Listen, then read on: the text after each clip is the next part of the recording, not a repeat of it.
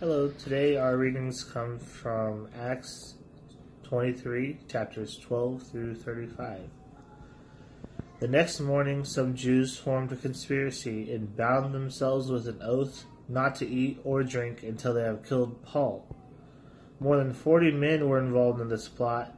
They went to the chief priests and the elders and said, "We have taken a solemn oath not to eat anything until we have killed Paul.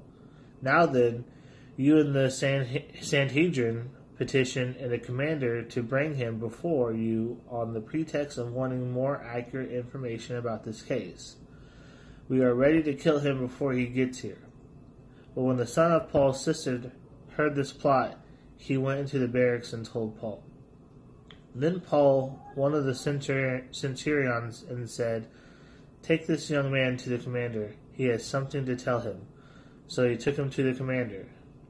The centurion said, "Paul, the prisoner, sent for me and asked me to bring this young man to you because he has something to tell you." The commander took the young man by the hand, drew him aside, and asked, "What is it you want to tell me?" He said, "Some Jews have agreed to ask you to bring Paul before Sanhedrin tomorrow on the pretext of wanting more accurate information about him. Don't give in to them, because more than 40 of them are waiting in ambush for him. They have taken an oath not to eat or drink until they have killed him. They are ready now, waiting for your consent to their request." The commander dismissed the young man with this warning: "Don't tell anyone that you have reported this to me." Then he called 2 of his centurions and ordered them, "Get ready a detachment of 200 soldiers, 70 horsemen, and 200 spearmen to go to Caesarea at 9 tonight. Provide horses for Paul so that he may be taken safely to Governor Felix." He wrote a letter as follows: "Claudius Lysias, to His Excellency, Governor Felix. Greetings.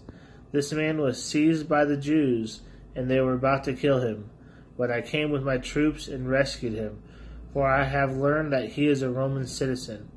I wanted to know why they were accusing him, so I brought him to their Sanhedrin. I found that the accusation had to do with questions about their law, but there was no charge against him that deserved death or imprisonment. When I was informed of a plot to be carried out against the man, I sent him to you at once.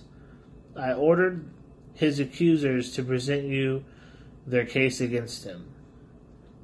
So the soldiers carrying out the orders took Paul with them during the night and brought him as far as Antipatris. The next day the cavalry go on with him while they return to the barracks. When the cavalry arrived in Caesarea, they delivered the letter to the governor and handed Paul over to him. The governor read the letter and asked what province he was from. Learning that he was from Sicilia, he said, "I will hear your case when your accusers get here." Then he ordered Paul to be kept under guard in Herod's palace.